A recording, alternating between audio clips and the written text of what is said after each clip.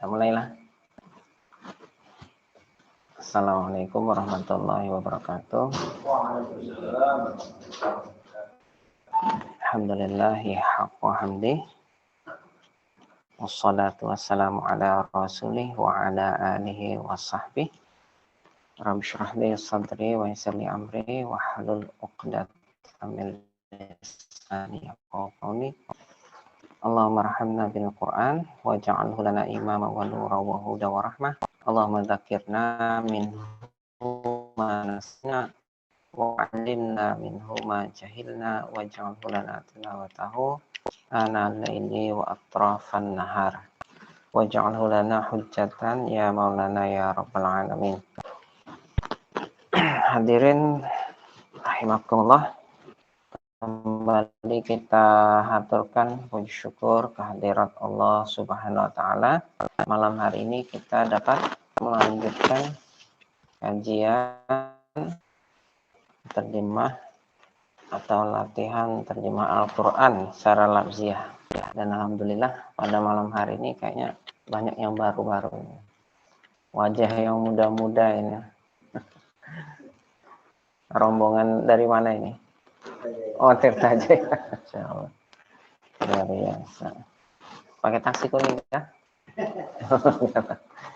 Ini. Alhamdulillah yang muda semangat datang hari ini. Yang tua juga tidak kalah semangat ya. Dan insyaallah istiqomah mudah-mudahan. Kemudian salat dan salam juga semoga tercurah kepada junjungan kita Nabi besar Muhammad sallallahu alaihi wasallam serta keluarga sahabat beliau yang mulia hingga akhir zaman. Hadirin rahimakumullah, malam hari ini insyaallah kita akan membahas atau mempelajari kembali salah satu surah dalam Al-Quran yang cukup pendek, hanya 3 ayat, yaitu surah Al-Kautsar. Al-Kautsar ya. Jadi menyebutnya itu diusahakan setepat mungkin ya. Al-Kautsar. Al-Kautsar. Karena nanti kalau melenceng sedikit maka maknanya bisa berubah. Jadi bukan Al-Kautsar, bukan Al-Kautsar, juga bukan Al-Kautsar. Ya, itulah bahasa Arab memang ada kelebihan tersendiri ya. Baik, Al-Kautsar ini 3 ayat, sangat singkat sekali dan biasa ini jadi salah satu surah favorit ya. Apalagi kalau lagi kepepet sholatnya. Inna a'tainakal kautsar washolli rabbika wanhar inna syani'aka wal abtar. Nah, ada surah, memang ada juga surah yang lain juga yang pendek. Namun sependek-pendeknya surah dalam Al-Quran itu akan memiliki makna, memiliki arti yang istimewa. Baik, kita sama-sama baca dulu ya. Semua sudah megang ya. Ini kita buka modulnya ini dari belakang ya, dari belakang, dari kanan ke kiri. Nah, halaman pertama kanan, ini halaman kedua. Nah, halaman kedua, lalu kita buka lagi halaman ketiga paling bawah ada surah Al-Kautsar. Mari kita baca sama-sama. Surahnya mudah sekali ya. A'udzu billahi minasy syaithanir rajim. Bismillahirrahmanirrahim. Inna a'tainakal kautsar fasalli li rabbika wanhar inna syani'aka huwal abtar. Ya. Nah. Kita urai satu-satu dulu ya. Bismillahirrahmanirrahim. Inna, ya silahkan. Ya, kita agak panjang ya. Inna artinya sungguh kami. A'tainaka,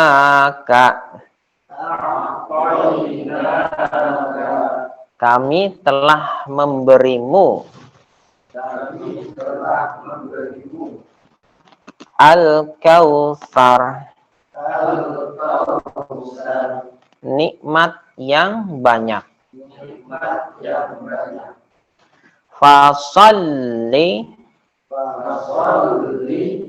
maka dirikanlah sholat.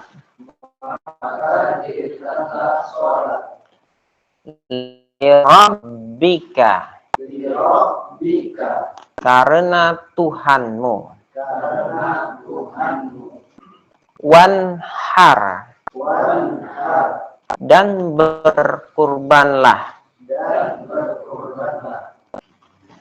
Inna syani'aka,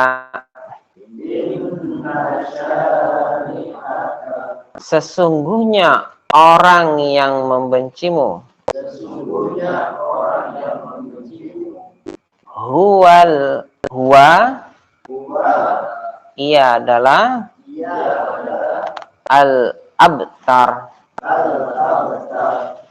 orang yang terputus. Iya. 3 ayat ya, pendek sekali. Bismillahirrahmanirrahim.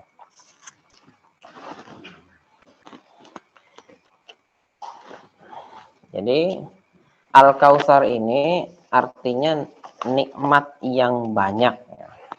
Nah, kenapa dia kemudian disebut nikmat yang banyak? Ini akan kita uraikan, insyaallah.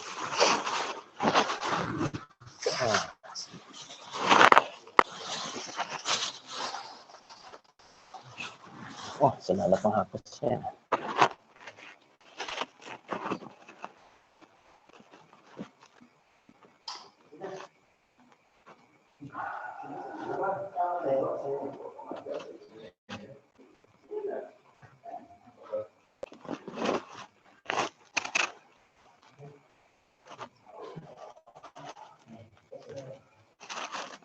Yang pertama adalah inna ya. Inna artinya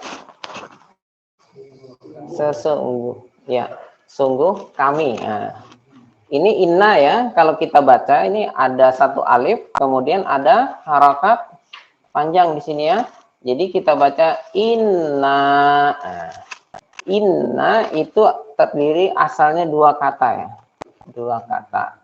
Inna yang pertama artinya sesungguhnya. Yang kedua nah, artinya kami. Nah, itu gabungan dari inna dengan nah. Makanya bacanya nanti panjang ya. Inna gitu. Kalau cuman dibaca inna itu artinya yang satu. Ini yang ketinggalan. Inna sesungguhnya kami. Nah, begitu. 2 huruf. Kemudian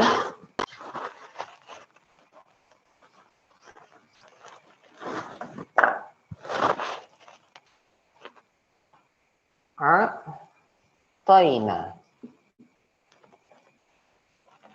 A'toina. Nah, ada lagi. A'toina. A'to itu artinya memberikan. Memberikan. A'to. Nanya kami. Jadi a'toina artinya kami telah memberikan. Nah, a'to ini bisa telah memberikan. Ya, kita ulang lagi ya. Inna artinya sesungguhnya kami. A'toina, kami telah memberikan. Nah, satu lagi yang kurang di sini. Apa? Nah, di sini ada K-nya. Cuma kalau di mushaf itu disambung ya. Disambung karena ditulis alif begini. Jadi bisa ditulis a'toinaka. Nah, syaratnya alifnya harus berdiri.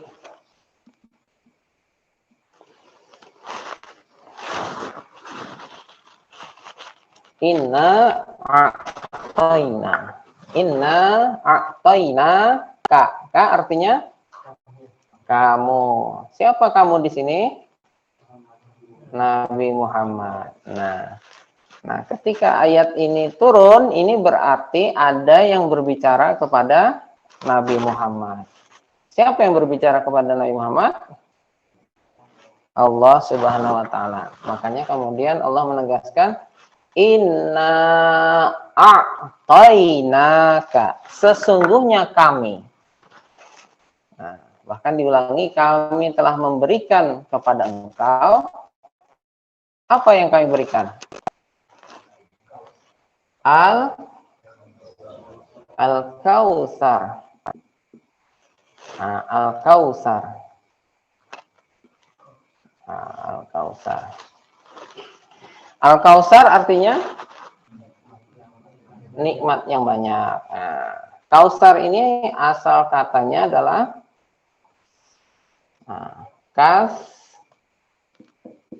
kasroh. Kasroh itu artinya banyak. Nah, jadi nikmatnya dari mana? Nah, nikmatnya ini tersembunyi ya. Kasroh itu banyak.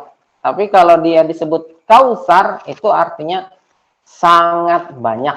Nah, sama nanti kalau ada orang namanya misalnya, nah ini ada nggak orangnya di sini? Fauzan ya. Fauzan artinya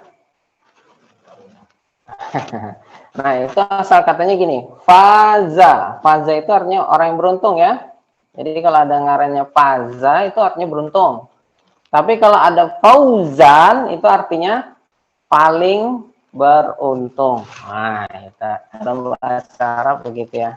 Faza, fauzan. Jadi kalau ada kawan yang namanya fauzan itu bagus sekali artinya. Paling beruntung ya. Jadi kalau kasroh banyak, besar itu artinya paling banyak. Nah, sangat banyak. Nah, inna a'tainaka al-kautsar. Nah, apa yang banyak yang diberikan Allah kepada Nabi Muhammad? Nah, paling banyak ini ya. Yang paling banyak tersebut adalah nikmat. Nah, itu. Nikmat. Makanya kemudian inna a'taina sesungguhnya kami kepadamu nikmat yang paling banyak atau nikmat yang sangat banyak. Nah, ini ayat yang pertama ya. Boleh dibaca lagi sama-sama? A'udzubillahi minasyaitonirrajim. Bismillahirrahmanirrahim. A'tainakal kautsar. Kalau dipotong-potong, inna artinya iya. A'tainaka. Ka engkau, iya. Al-Kautsar. Nikmat yang paling banyak. Oke. Nah, ini belum penjelasannya lagi ya. Masih mengurai ayat per ayat.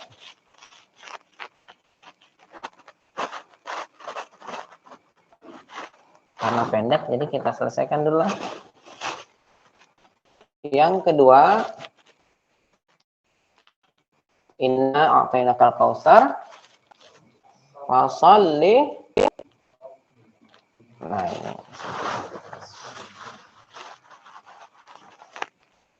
Fasalli. Ini pakai tasdid ya. Fa-nya maka. Maka sholli. Salatlah. Nah, salatlah atau bahasa yang biasa dipakai adalah dirikanlah salat, dirikanlah salat. Inna a'tainakal kautsar. Setelah kita mendapatkan nikmat, maka perintah Allah apa? Fasalli, maka salatlah. Salatnya li rabbika. Ya kan? Li-nya karena li ini bisa karena lillahi ta'ala, karena Allah ta'ala. Demi bisa juga demi, milik bisa juga. Tapi kalau di sini li rabbika, demi atau karena rabbi, Tuhan, engkau. Nah, jadi kalau sholat termasuk ibadah, termasuk yang lain harus li rabbika, karena Tuhanmu. Nah, ini yang disebut dengan sholat yang ikhlas. Fasalli li rabbika wanhar. Wanharnya pakai alif enggak? Nah, ya. Wanhar. Wanhar.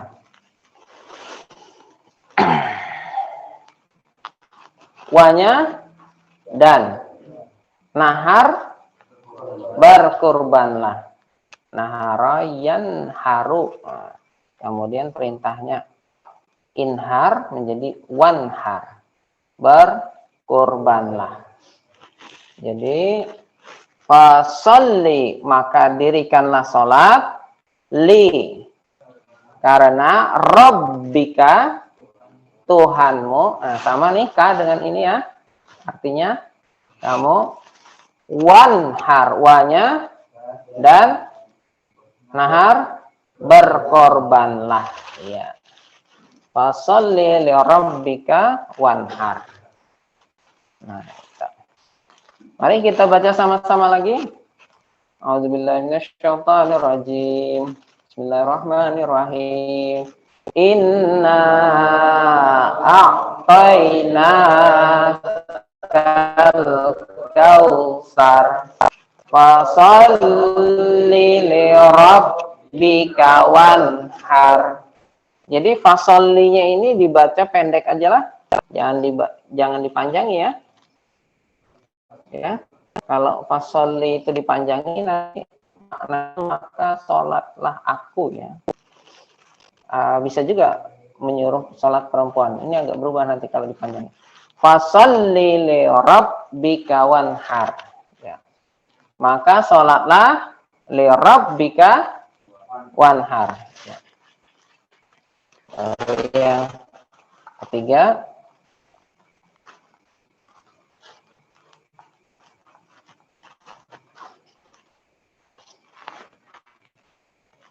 inna. Nah, ini baru inna yang biasa ini. Nah, inna yang ini artinya apa tadi? Sesungguhnya atau sungguh ya. Syani'aka. Sesungguhnya syani'aka.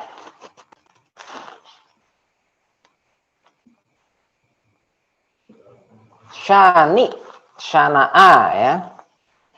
Syana'a itu artinya kebencian. Kalau syani'aka, orang yang membenci. Syani, orang yang membenci. Membenci siapa? Membenci Nabi Muhammad. Ini pakai apa lagi nih? Syani'aka. Nah, ka lagi. Sesungguhnya orang yang membenci engkau, apa yang terjadi? Huwa, dia adalah al-abtar. Sesungguhnya orang yang membenci engkau adalah al-abtar. Al-abtar artinya orang yang terputus. Nah, poin ayat ini, surah ini sebenarnya ini. Nah, penyebab turunnya ayat ini adalah ini, al-abtar. Nah, kenapa kok malah ditaruh di akhir ya? Nah, jadi al-abtar artinya orang yang terputus.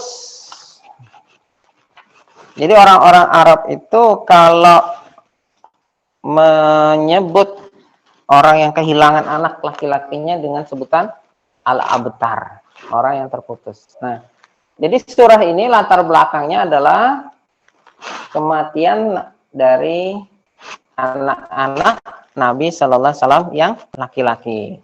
Masih ingat siapa aja anak beliau yang laki-laki? Ibrahim, kemudian Qasim, siapa lagi? Kayaknya dua aja ya. Iya, mungkin dua aja. Jadi Ibrahim dan Qasim. Bahkan dalam salah satu kematian anak beliau itu terjadi gerhana. Sampai orang mengait-ngaitkan, wah ini gara-gara kematian anak Nabi lalu terjadi gerhana. Maka untuk menghindari itu lalu beliau mensunahkan sholat sunat gerhana.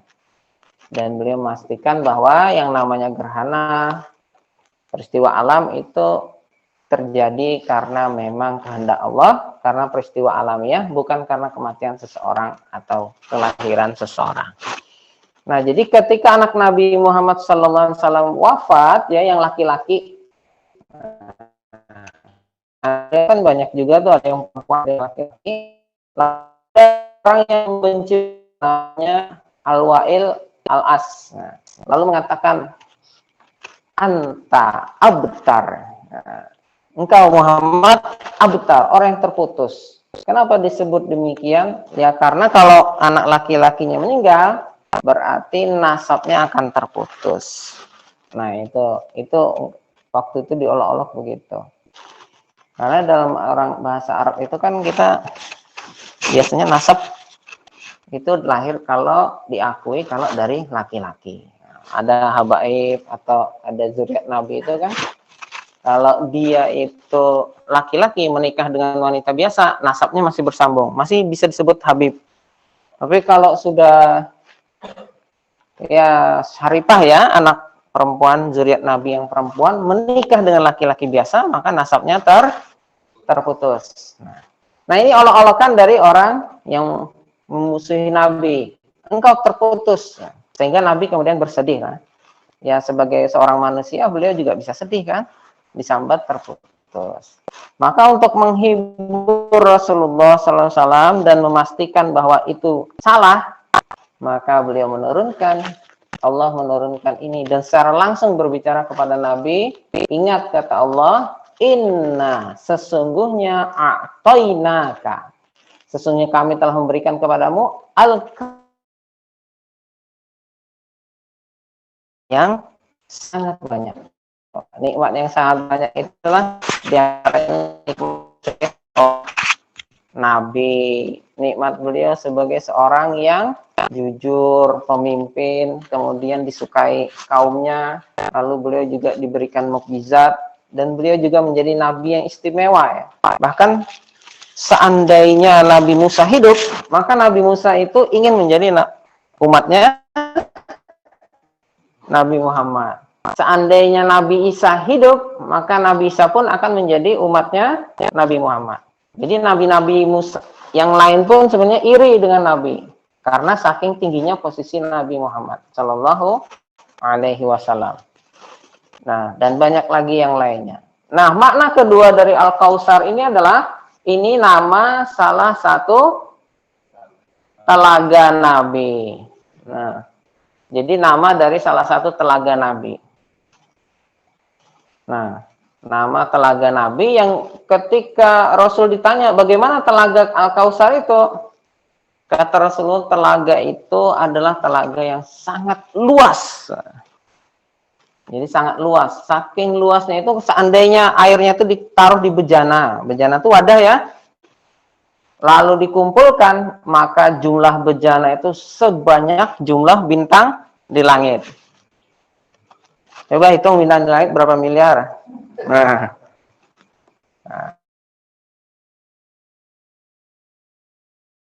bintang. Nah, untuk menghitung jumlah bintang katanya buka kepalamu nih, hitung jumlah rambutmu aja. Nah, segitulah kurang lebih bintang. Dan ternyata yang nggak kelihatan jauh lebih banyak. Nah, seluas itu. Yang kedua, Telaga Kausar ini airnya itu dikatakan lebih putih dari susu. Manisnya itu lebih manis dari madu. Tapi nggak usah khawatir, nanti nggak usah khawatir kencing manis ya. Di surga nggak ada penyakit. Jadi walaupun minumnya manis, tetap sehat. Bahkan kemudian di pinggirnya itu bukan tanah katanya. Di pinggir Telaga Kausar itu adalah mutiara. Mutiara yang ditumpuk-tumpuk. Nah, jadi berkilau. Ya, jadi kalau ke Telaga Al-Kausar nanti nggak usah khawatir ya. Nggak usah khawatir kotor ya. Karena bersih luar biasa. Nah, di Telaga Al-Kausar itulah kemudian nanti Nabi juga memberikan syafaat, menolong umatnya. Bahkan orang yang beruntung menjadi umat Rasulullah akan dilewat dari Telaga Al-Kausar.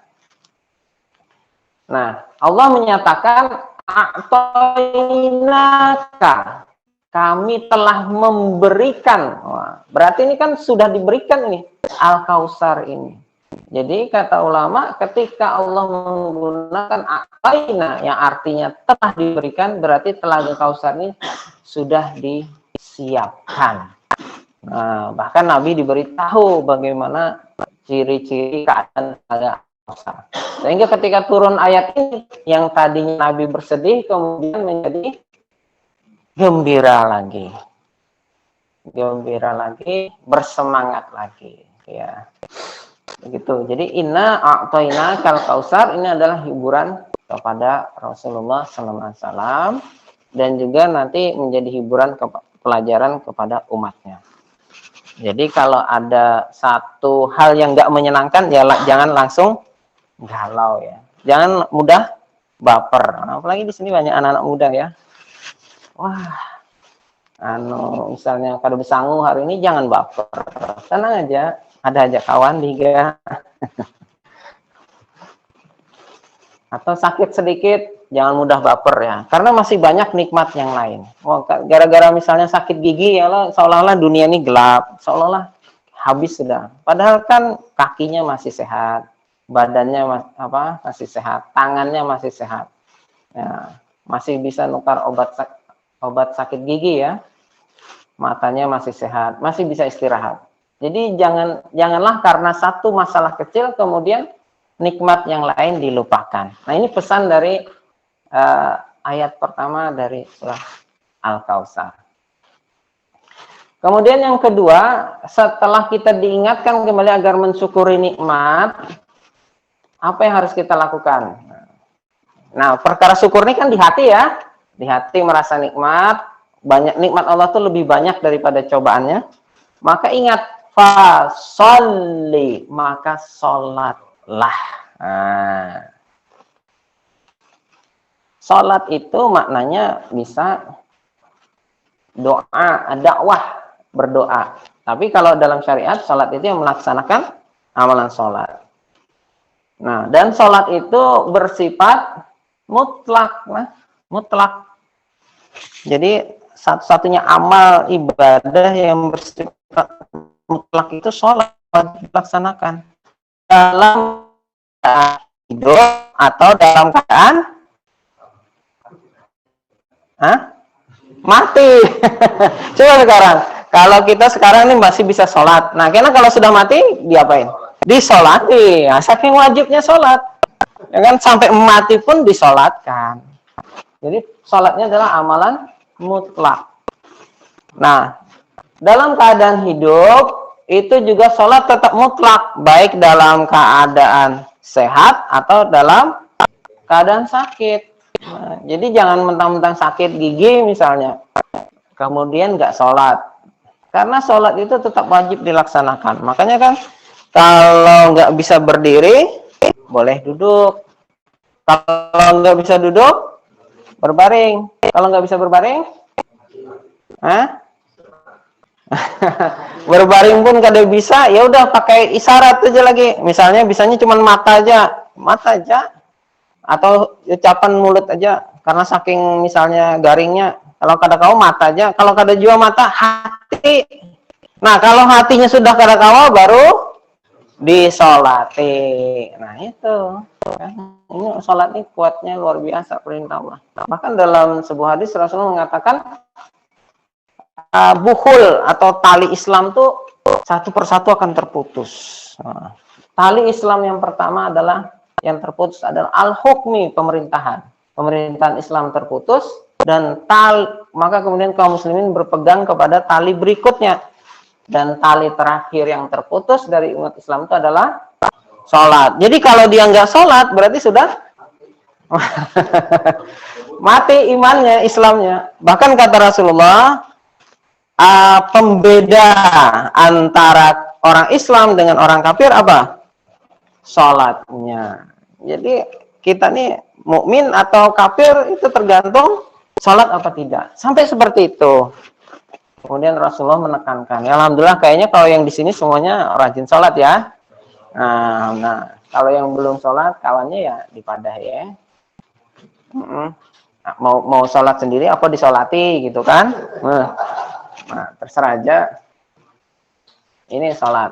Kalau ibadah lain, kayak misalnya puasa, kalau pas lagi garing, boleh kada berpuasa. Tapi nanti diqadha. Haji, kalau belum mampu, boleh ditinggalkan. Zakat juga kayak itu. Tapi kalau sholat, mutlak. Nah, ini. Makanya, ketika kita ingat nikmat Allah, maka ingat amal pertama adalah sholat. Fasalli. Nah, fasalli, dan sholatnya juga harus lirabbika, demi Tuhanmu.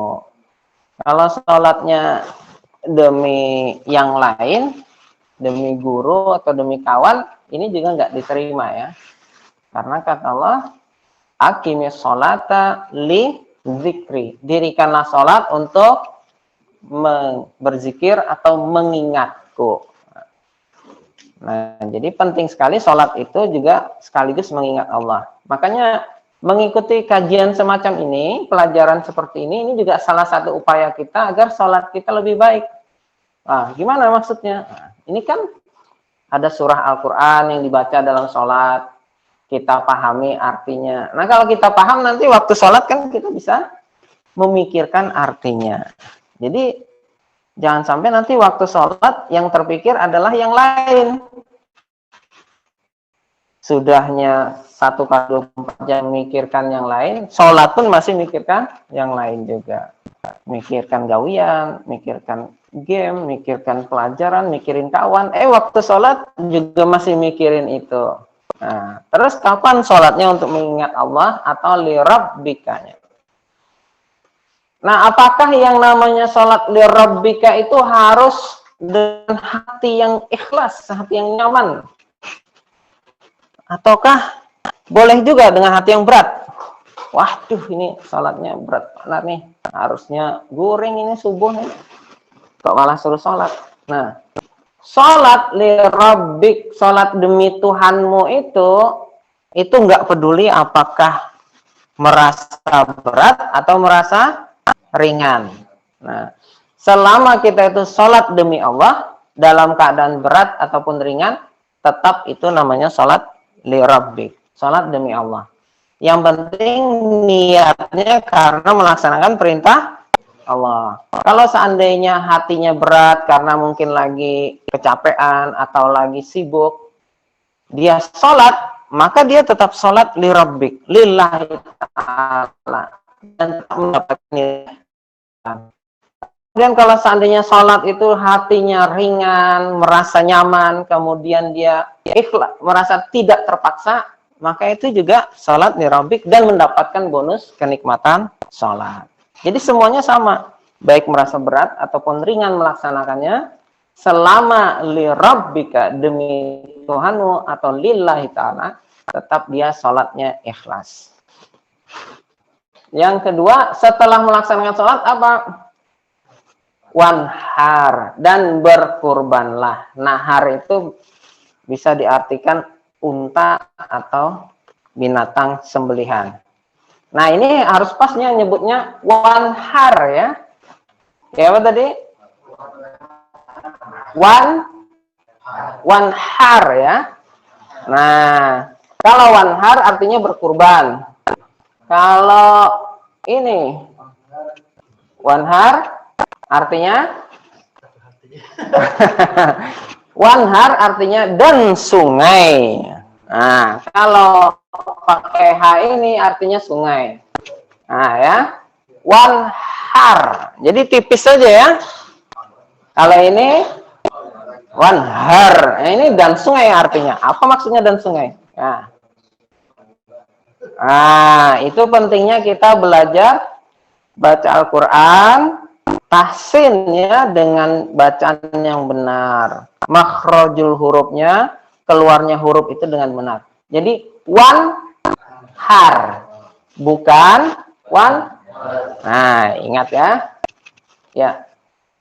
Fasalli li rabbika wanhar. Ya. Wah, suaranya kurang keras ini. Fasalli li rabbika wanhar. Iya. Nah, mantap dah. Nah, ini wanhar, ini berkurban.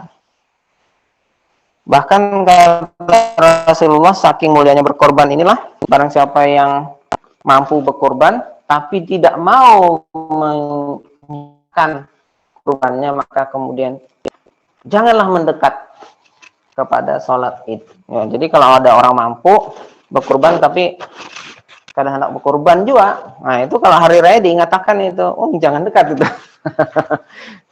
Nah, artinya berkorban ini salah satu amalan yang istimewa. Itu bahkan testimoninya, testimoni ya, kisahnya yang lagi populer itu pesulap apa itu? Wah, kan? Pesulap merah itu.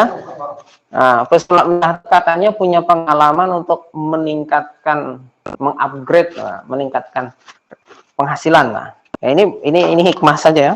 Jadi katanya hampir setiap tahun dia itu berkurban.